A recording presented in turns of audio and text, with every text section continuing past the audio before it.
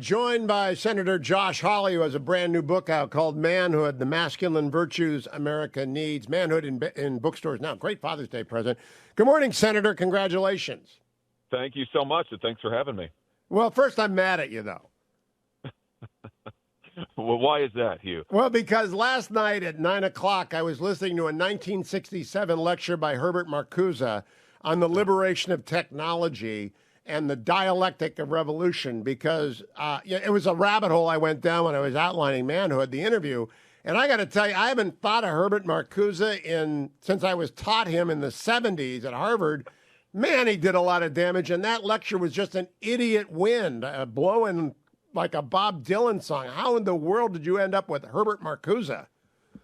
Well, I think he's actually kind of a significant figure, as you allude to, in the 60s and the 70s, and why he matters to us today. I mean, in one sense, of course, it'd be wonderful to forget his name forever, but he matters to us today because he really is the godfather, Hugh, of so much of what we see from the left now, with this assault on our culture, with this assault on gender, the idea of male and female. Marcuse was really a cultural revolutionary. He was a Marxist, but he was one of these new Marxists, these cultural Marxists.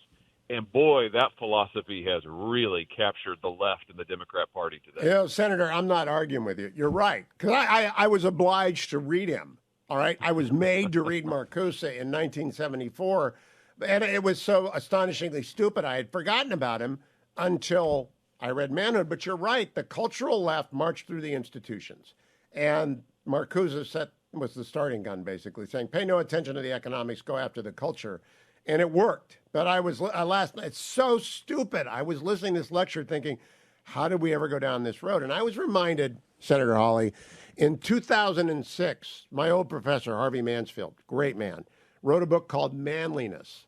And it's been 17 years, so it's good that Manhood has come out now, because I think we need this every 2 decades to remind us that God made us man and female, and man and woman, and that male and female have different roles. I mean, you can't ungender the world, although the left is trying. That's exactly right. That was a great book, by the way, that Mansfield wrote, and it's hard to believe it's been that long ago. But yes, Yep. I mean, that's the basic point, is that it's good to be a male. It's good to be a female. They're different. They're complementary. That's wonderful. And the left's assault now on not just men, but women. I mean, let's not forget, these are the people who want biological men to play in women's sports. These are the people who want biological men to be in girls' locker rooms. It's insane, Hugh. It's just insane, as every parent in America knows. But it's all part and parcel of their same philosophy, which is this cultural Marxism, this revolutionary overturn the foundations of our culture. Of course, they hate the biblical element in our culture, which is very strong historically, and I talk about that in the book. They want to overthrow all of that in service of their social revolution, which is to remake our ideas about right and wrong, male and female, and so on. And it's really led them to a place of zaniness, but they have power, and they are trying to enforce their ideology now. And really, I think that's much the center of our struggle in our contemporary politics. It is a wonderful sneak attack on the gender movement in Manhood, because you don't know what you're going to get to eventually, although it makes perfect sense. I want to emphasize at the beginning, though, Senator Hawley is not some back to the 50s guy. His spouse, Erin Hawley, who's been a guest on the show, she may have been in the Fifth Circuit yesterday. Did she argue the Fifth Circuit? She did. Okay, so she's out there kicking butt on administrative law at the highest level. You met her as a clerk to the Chief Justice, and you're not an anti-feminist person. In fact, the reason I was upset with Bud Light for the Dylan Mulvaney ad is the same reason I'm not mad at Miller Lite for their feminist ad. Feminism is fine, provided that it's real feminism, not this erasure of gender. And I think you make that point, right? Erin is not in the book, but she is in the book. And by the way, I compliment you for discussing the miscarriage you two went through. People never talk about that. It's very important to talk about that because so many people experience it and they don't understand it. But I just want people to know you're not like the caveman Bam Bam. You want the fully gendered society. Yeah, that's right. And here's what I'd say about this. It's something that my wife and I have talked about a lot. I think strength empowers strength, right? So my wife puts it to me, women aren't stupid. I mean, women don't want to marry a man who's not going to contribute anything, right? A strong woman wants a strong man and vice versa. So I think this idea that, well, you can only have one strong partner. If it's a strong man, that means you want the woman to be dominated, or vice versa. That's not true at all. My message to men is, men, we need you. We need you to step up and be strong, take on responsibility, be a provider for your family, be a protector, live sacrificially. If you do that, you will empower your children. You will empower your wife. You can change the destiny of your family and your own life and this nation. And we need men to do that. Now, obviously, you didn't arrive at Stanford very smart, because you took the flyer for crew and you signed up for it.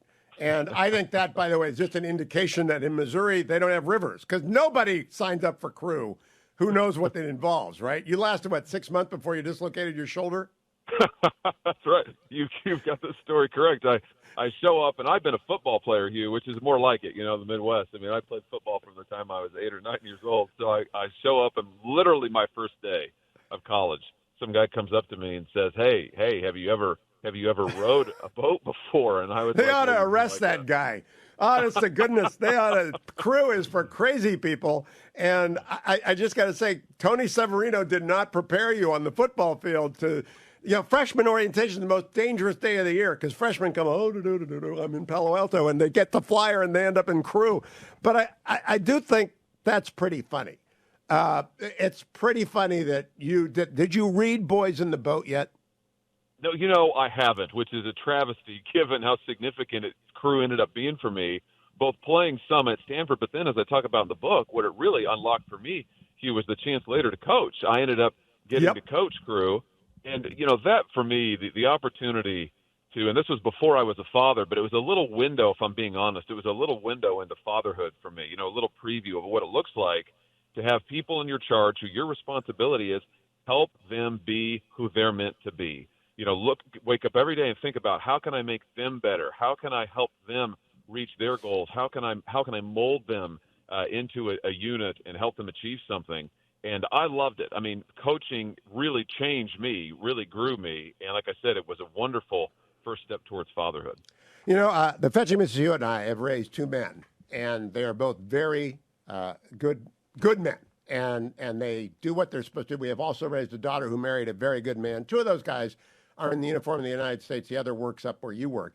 And I'm very proud of them all, because they actually live like men are supposed to live. And I am curious if you are hopeful or if you are despairing of this trend, because I don't see a lot of Tony Severinos running around anymore teaching people. Now, you went to a Catholic high school. I also got to ask how a Methodist ended up taking an hour-long bus to a Catholic high school. That's why now I know why you turned out so well. You went to a Catholic high school.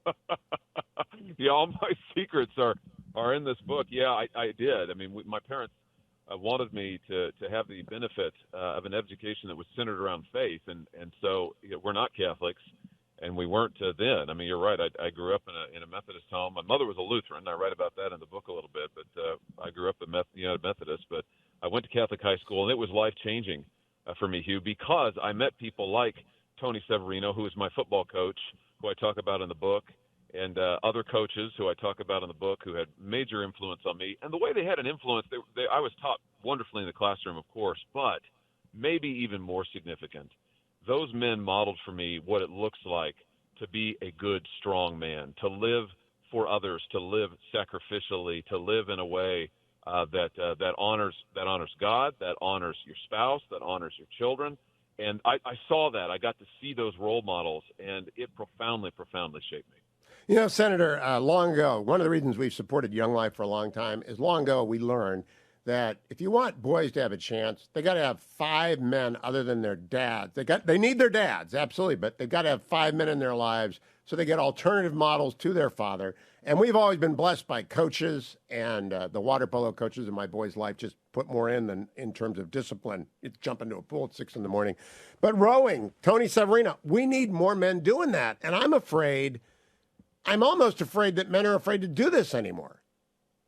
Yeah, I think that's right. And I think that one of the things I hope will come out of this book is that for young men who read this, I hope that they will feel inspired and feel called to do what I think, Hugh, is the most significant and lasting thing you can do as a man, which is get married and have a family. And I know that's very countercultural to say, but that's the message I want young men to hear is, listen, we need you to work, we need you to contribute. But if you want to leave a legacy, the legacy of your life is not going to be forged by focusing on yourself. It's going to be forged by giving yourself away. And the best way to do that, get married, have a family. But for men of all ages, and I hope maybe especially men who are at my age and older will say, you know what? So many men poured into me when I was a kid. They coached me. They taught me. How can I do that for another man, for a younger man? You know, for sons if you've got them, but then for your son's friends, and for younger men, how can I mentor somebody? How can I coach somebody? How can I give back?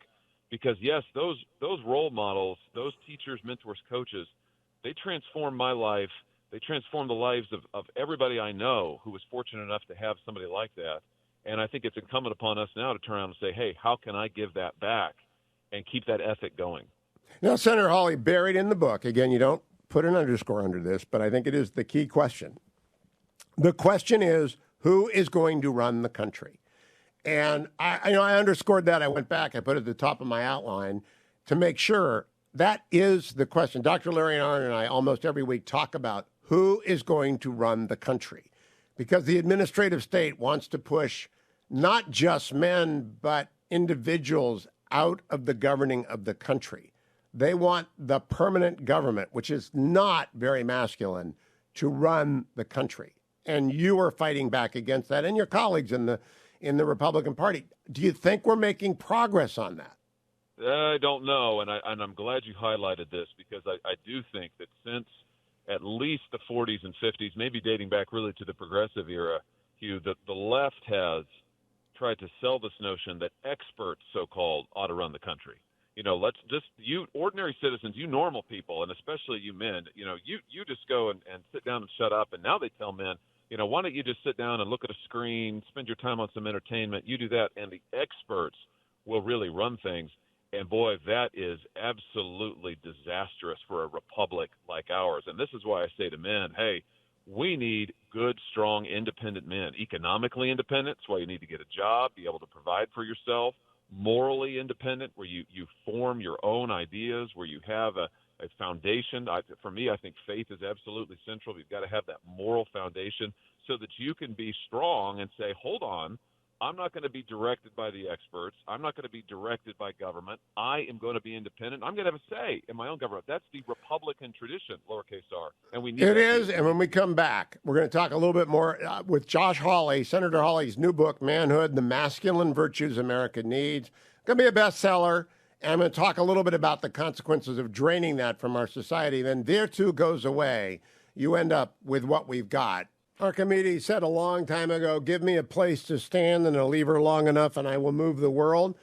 In Manhood, the new book by Senator Josh Hawley, that place to stand is on the Bible, and it's old-fashioned, but it's true. It remains the complete reply to the left, to the nihilism of the left, to the non-gendered world of the left.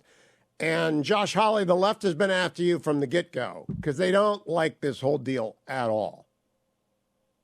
That's absolutely true. They particularly don't like any talk of the Bible, Hugh, as you know, and they don't like the fact that our culture, our traditions in this country. I mean, I was just thinking, I was reading the other day, Abraham Lincoln. You know, Lincoln referred to the faith of the Bible as our ancient faith, and nobody is better in American history than Lincoln in pointing out how the foundational commitments of the Bible, the idea that there is a creator, that he gives us inalienable rights, how those lead to and sustain our political institutions. And that's true whether you're a person of faith or not. I mean, it's a historical fact that those ideas and principles undergird much of our culture and our traditions.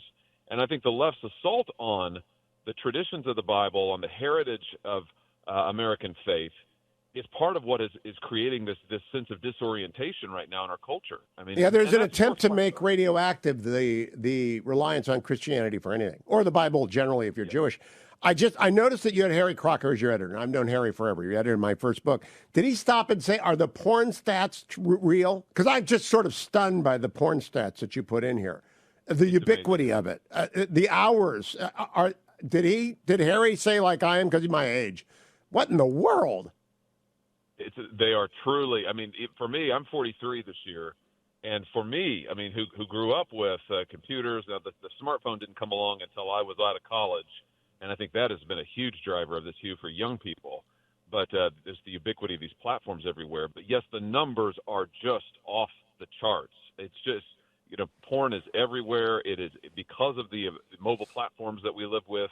Our daily lives are completely saturated with it. And for young men in particular, the ubiquity is something that we've just never seen before. It's like a giant experiment. In human history, we've never seen this kind of saturation of pornography ever in history. And so, and screen time. I want to read you two headlines from today's Wall Street Journal, Senator. Young Americans are dying at alarming rates, reversing years of progress. Car accidents, homicides, suicides, and drug overdoses have pushed up death rates for children and teens in the U.S. That's this morning. Also in the Wall Street Journal, drug overdose death topped 100,000 again in 2022. In the Financial Times, a big, long story on San Francisco's doom loop. Are people ever going to connect the dots to the culture, to the decline that we are, and the deaths from despair, young and old, in the middle, from all sources, from just generally collapse to this draining away of their two? I think that it's getting hard to ignore and hard to deny. I mean, the truth is that the rise in depression, the rise in feelings of loneliness, alienation, drug abuse, and yes, suicide, when you look at the coincidence of those indicia with screen time, with the internet, and not just the internet in general, but with social media and all that it brings with it in the last 20 years, the coincidence is almost exact, Hugh. I mean, it's just an explosion among young people who feel more and more isolated, more and more depressed, cut off from real relationships, and also increasingly cut off from any kind of a faith tradition that grounds them or inspires them. I got to ask you as well, the tragedy of your friend Jack reminded me of David Brooks' column of the same thing happening to a friend of his. And the deaths from despair include that, but the worst kind is when the 18-year-old grabs a gun and goes out shooting like they did in New Mexico this week. I don't think these are disconnected. I do not believe for a second that the rise post-Columbine of random violence is disconnected from this general culture where boys especially seem like they have to display. They get this idea that's somehow a manly virtue. It's not. No, that's right. And I think that's a reaction, Hugh, what you see from the rise in youth, male violence in particular, the explosion of it, I think is partly this sense of disorientation that young men are told, listen, it's bad to be a man, right? So if you want to be a man, if you exhibit those traditional masculine virtues, you're contributing to the systemic injustice of America, et cetera, et cetera. So you've got that, but then you have a reaction against that, which sort of embraces the idea of toxic masculinity, so to speak, embraces violence, and says, yeah, that's right. To be a man is to be violent. And I'm going to embrace that, and I'm going to make that my identity. Both are wrong. But I think, to your point, both are sort of a piece. I mean, the one fosters the other, right? The denial of good, strong manhood opens the door for violent, disoriented manhood. And we're seeing both. And addiction and despair. Yes. Senator, it's a very good book. I learned a lot in this. I've read a lot of Roman history. I never knew Cicero's story about Gaius Marius. I never, ever had read about Pascal's Night of Fire. I mean, I just had never heard of it. And I know Pascal. So I thank you for a great book. How's it doing? How is Manhood doing? Oh, it's doing great. It just came out on Tuesday, so it's brand new, hot off the presses, and you can get it everywhere books are sold. Manhood by Josh Hawley. Senator, thank you. Congratulations to Aaron on a great argument yesterday. And Tony, if you're alive and listening, you've done good with Senator Hawley.